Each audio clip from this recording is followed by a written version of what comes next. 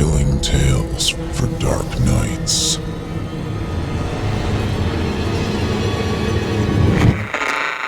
Want to make sure you never miss a Chilling Tales for Dark Nights video again? Be sure to subscribe and hit that bell to turn on notifications. So this is the beginning of the most terrifying paranormal thing that ever happened to me. Technically, this should be titled The Doll, since it spans several years and several locations, and the central theme is a ventriloquist dummy I got as a child. But it all begins in the basement. I lived in a house up in the very northern tip of Idaho, around about 1992-93. The house is still there today, still in exactly the same shape outside, but I hope for the sake of the current owners that they remodeled and repaired the basement. That basement wasn't huge. It had a large main room, basically a wide hallway that had 2 doors leading up to 2 small bedrooms. There was uncarpeted cement floor and a little nook under the stair opposite the 2 rooms that we used for storage. In the spring, during the melt, the groundwater would leak into the basement due to a faulty sump pump. Because of that, the whole place would smell of mildew and mold. I'm fairly certain I spent a small chunk of my life living with some sort of mold in my bedroom. Probably not healthy. And it could have accounted for the weird things that happened to me in the dingy basement. I would believe that if the events that span this tale hadn't taken me into my adult life and several states away. It all started with a puppet. A snail puppet named Snaily. When I was about 6, my family gave him to me, a glorified sock puppet with a long tube neck from my arm and a shell at the back. I was very good at making it talk for me, giving it expression. I even figured out how to make him retreat into the shell when he was upset. I really enjoyed it and planned on making a life out of it. So much so that on my 7th birthday, my grandparents gave me a Muppet. He was a gray, furry fellow with a big felt mouth and a stick attached to one arm. His legs ended in Velcro-covered feet that could wrap around me and seem like he was sitting on my hip. I fell in love. He was an extension of me, always on my hip and always cracking jokes. I loved that little fuzzball and started looking up ventriloquism at my library. My grandfather caught wind of my interest and decided he would help me by getting me a ventriloquism dummy. It was a cheap replica of Charlie McCarthy, the famous dummy that all Hollywood dummies are based on. That doll was awesome to the 7-year-old budding ventriloquist inside me. I didn't care that he only had a cheap pull string to make him talk, and that his velvet hat fell off his head every time I moved him. I loved him. When my family split, he ended up going with my father while I lived with my mom in Utah. Eventually, we bounced from place to place, splitting our time between my mother and father in different states. Thus, in the final half of the 5th grade, I moved back to Idaho, into my father's new home, and into a hellish nightmare that was that basement. When I moved back in, I got a lot of toys my father had been storing, including Charlie. By that time, I was nearly 11. I had forgotten about my love for ventriloquism, but seeing Charlie again reignited that flame, and I was at it again. Until a couple of months later when I got my first computer. Suddenly learning DOS Basic and playing Wolfenstein 3D became my new obsession. I cast Charlie into my moldy closet, and I moved on to more adult things. Eventually, he was put away by my father for safekeeping. From the moment I moved into that house, the basement was my greatest fear. When I found out my dad was sticking me in the dingy, unfinished basement bedroom with no carpet and mold on the walls, I pitched a fit. Not because it was gross, but because I was terrified of that whole space. The stairs leading up to the house were open-faced. I could see into the small storage space under the stairs. And it always felt like something was back there waiting to grab my legs. I used to book it up the stairs at top speed, in hopes to avoid that fate. The only light in the main room was a single bulb, hanging at the end of a long wire. It wasn't designed to be like that. The wire should have been in the ceiling, and the bulb was hanging from the mount that should have been attached to the ceiling. My father mounted it twice during my stay in that house. Both times it was down and swinging within a week. There was a wood-burning stove in the middle of the main room. It needed to be fed every couple of hours during the winter to keep the house warm. Of course, as someone who is terrified of the basement, the job of feeding the fire fell on my scrawny little shoulders. So it was one day, in the middle of winter, I was in the basement feeding the fire. Since I had moved in there, I had experienced weird things. Bumps in the night, stuff falling off a shelf while no one was near. The normal. However, this was the first time I'd lived there that something truly terrifying happened to me. As I was struggling to open the door to the stove, I heard a deep guttural growl from below the stairs to my right. I froze, hoping it was my dog hunting mice, and slowly, without looking at the stairs, loaded the fire with a couple of logs. I closed the door to the stove and I slowly turned to look at the stairs. And behind me, I heard a voice, clear as day, whispered in a harsh, deep male voice. I lost my shit. I screamed and ran up the stairs. I think I only touched 3 steps of the 13 leading up to the main house.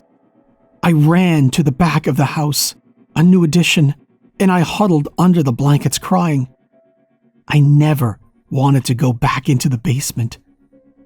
But eventually, I had to go back to my room. From that point, every bump, every scrape, every little sound had me on edge while I was down there. Time passed. Eventually, I put the voice into the back of my mind, convincing myself I had imagined it.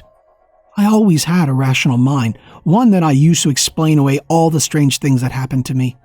Finally, as things tend to do, it was pushed into the back of my mind, and I lived with a general fear of that basement again. Until one day, again, while feeding the fire, I got a sense of dread in my chest. Something I couldn't put my finger on, but it got my pulse racing.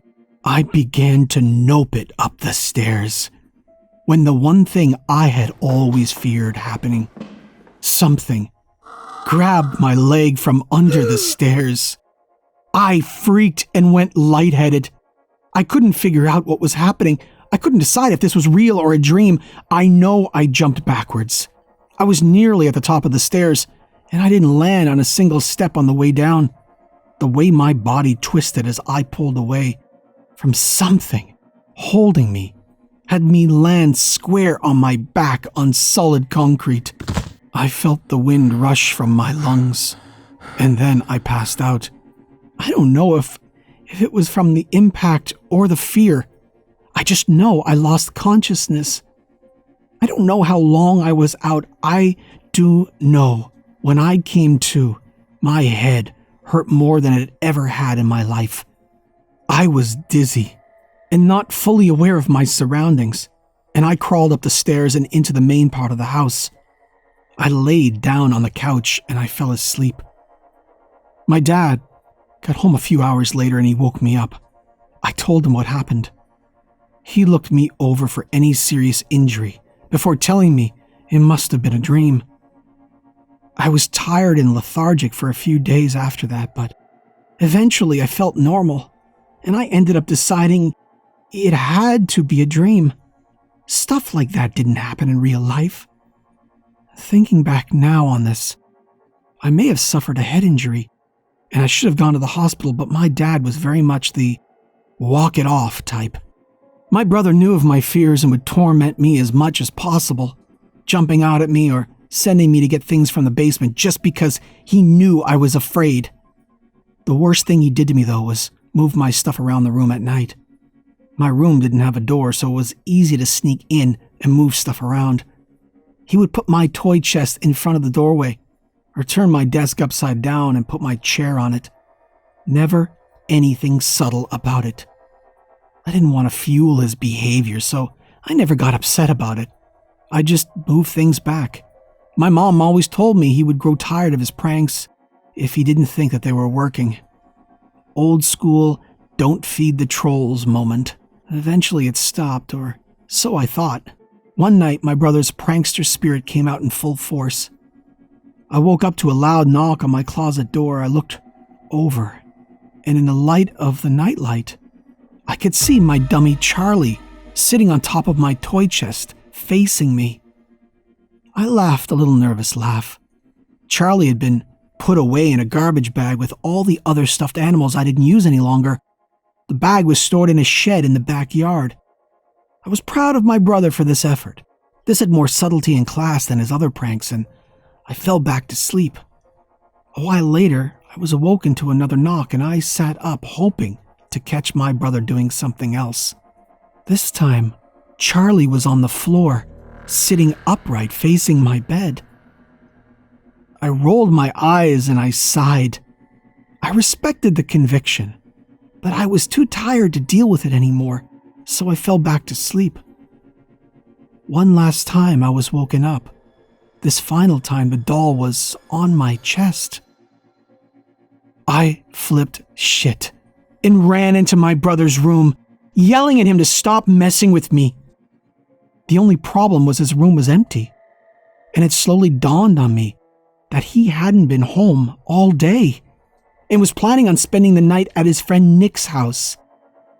I had been alone in the basement all night. It was quite some time later that I discovered he had never moved anything in my room. In fact, by all accounts, my brother did everything he could to not go into my room. It gave him the creeps. I felt like I was going insane. I couldn't fathom how the doll ended up on my chest, or how it got inside in the first place. I ran upstairs crying uncontrollably.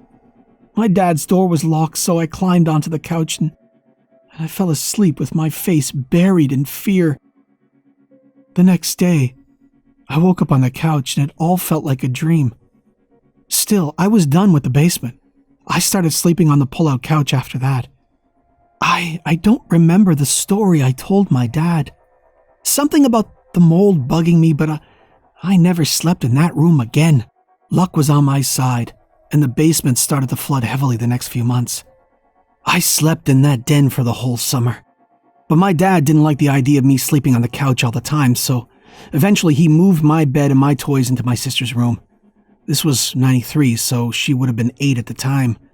And I was just about to make that full-time rush into puberty, which made that situation uncomfortable to me. However, we made do and I just avoided the room unless I was sleeping.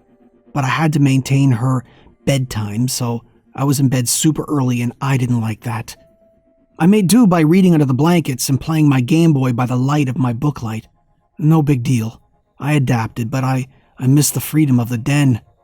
When my dad moved all the toys and my bed into the room, I distinctly told him to put Charlie back into the shed. I watched him throw it into the plastic bag that had all my other dolls and puppets from my younger years. He wasn't pleased that I made him do this, saying that I was being dumb and I needed to grow up and stop dragging him into my games of pretend. Well, one night before school started, I was sleeping soundly on my back, something I never do anymore, when I felt a weight on my chest. It was heavy, and I don't know how to say this in any other way. Pointy. Like there were odd angles to it, pressing into me. At first I thought it was my dog, a 40-pound Springer Spaniel, but it felt wrong, too small. I know this sounds like a sleep paralysis demon, but two things pushed this outside sleep paralysis for me. One, I started flailing immediately. No paralysis involved. Two, I opened my mouth to scream when something hard and plastic shot into it and it pressed into the back of my throat. I flailed around, grabbing at the thing on my chest, but it was weird, like it was covered in a cloth that had a lot of give, but it also was firm and heavy for something so small. The top of it was round plastic, and I kept trying to push it, but it wasn't moving, and I couldn't roll to my side. Eventually, in my wild attempt to get this thing off me and out of my mouth, I was barely able to breathe, and I've had a distinct fear of suffocation ever since this day. My hand latched onto a part that was hanging off the main mass, a single string at the base of the hard plastic top. That's when I realized what this was. It was Charlie. I could feel it now. The weight of him on my chest was like something had filled him with lead instead of fluff. It was his hand in my mouth, making me gag as it tried to push deeper in. I think realizing what was on me helped me panic less. I felt like I needed to see him. I needed to make him real, I guess. So I fumbled around, grabbed my book light and turned it on. The second there was a light in the room, the doll was just that, a doll. He slumped off my chest, and the wet cotton arm that ended in a rigid plastic hand fell out of my mouth, as if I'd been sucking on it, not choking on it. I stared hard at the doll, coughing and crying and scared as hell. I'd realized earlier this summer no one in my house cared about what was happening to me, and I had nowhere to turn. I simply sat in bed with the small ring of light illuminating that damn doll, something I used to love and now despised. I don't know how long I sat there. By the time the batteries died on my light, the sun was coming up, casting a soft light in the room. By the time I left the room, my throat was extremely sore. I never fell back asleep. I know that much for sure. It's the only reason I don't think it was all a bad dream. Well, that and the other nightmarish things that happened involving that doll. That day, after my father had left for work, I took my frustrations out on that doll. I smashed his face in. I kicked him. I took him and swung him around, smacking him against the porch outside. I was working some stuff out, okay? After that, I took him back inside the shed, and I saw that the bag he was in had a small hole in it, about the size of his head. So I wasn't going to take any chances. I put him in a toy chest I had in the shed. It was a square with the Ninja Turtles painted on all sides with a lid that locked. I shoved him in there, and I locked the lids, declaring victory, which worked for a while. I didn't see him again that summer. I had a different supernatural encounter with a being the internet had begun to call the Hat Man, I guess. I didn't know he was basically a cryptid, but apparently he's a big deal. I'll leave that one be for now. This story isn't about him. The last time I saw Charlie in Idaho was after school had started. I had just come home from school and my girlfriend had come home with me. She was a cool kid. I really liked her, despite not knowing what a romantic relationship really was. But this was the last time we ever hung out. We got home and dumped our backpacks on the floor next to my front door and sat down to watch Star Trek Next Generation. It's part of why we were friends. She loved Star Trek and so did I. We watched it together every day after school until her mom picked her up. Should be noted that, though the backpacks weren't visible to us, from where my couch was, the only way to get to the bags was to pass by us. In between us and the TV screen. Kinda hard to miss. Well, halfway through the episode, we were watching our backpacks fly across the room. They didn't roll or slide. They passed in front of the TV in the air, like someone had chucked them. She screamed. I screamed. We ran over to the bags. Then we looked back at where they came from. Sitting against the door, with a smug air about him, was Charlie. It was like he was taunting me. The girl didn't know what was happening or why I was so much more freaked out than her. My mind was racing, and I decided the only thing to do was to make sure he was gone forever. Now, an adult would think fire, but to a 6th grader, it wasn't on the menu. I decided to bury him, and the girl got conscripted into helping me. She was scared and confused, but eventually she did help. I got my dad's shovel, and I took Charlie to the woods behind my house. I dug a deep hole, super deep, to a preteen that had to have been at least 3 feet. I threw Charlie in, and the girl said the "as I lay me down to sleep" prayer while I buried him. I don't know what it's called. I never was a church kind of guy, but after I finished, I put a set of cross sticks on the dirt and covered the mound with pine needles. And that was it. The girl broke up with me when she left my house that day.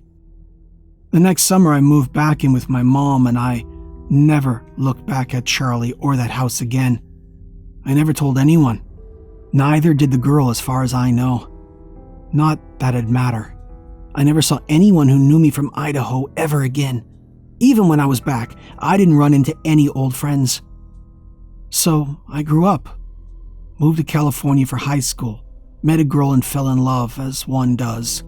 Eventually, roughly 1998, my dad moved out to Cali to be closer to the kids he used to neglect, and brought with him all the things we had left behind, hoping we would equate nostalgia with love. I kept the Ninja Turtle box out and left the toys in it. Don't worry, he wasn't in the box. The rest of the stuff went into the attic. We had a small crawl space with very little room, and that was that. 2 years passed after Dad had moved away from that property. It was January of 2000. We had all just survived Y2K. Life was good. I had dropped out of school the year before, so I was working for McDonald's and taking every shift I could. Things were kind of growing stale between me and my girlfriend. We will call her A. A was kind of mean, honestly, but she was hot and I was fat, so I thought I'd never get anything better. So one day, after a morning shift of work, I came home and she was waiting on my porch. She knew I would be home alone. She wanted to do the thing 17-year-old kids do when they can be alone together. I was also a 17-year-old kid, and though I was beginning to dislike her, I was 17 years old. Nudge, nudge, wink, wink, say no more. We went into my house, went into my room, and I was trying to convince her to let me take a shower to get a McMuffin stink off me when she asked why my bed was so dirty. I turned around, and on my bed was a small set of sticks, crossed under a pile of pine needles. That made little sense because there were no pine needles around my house.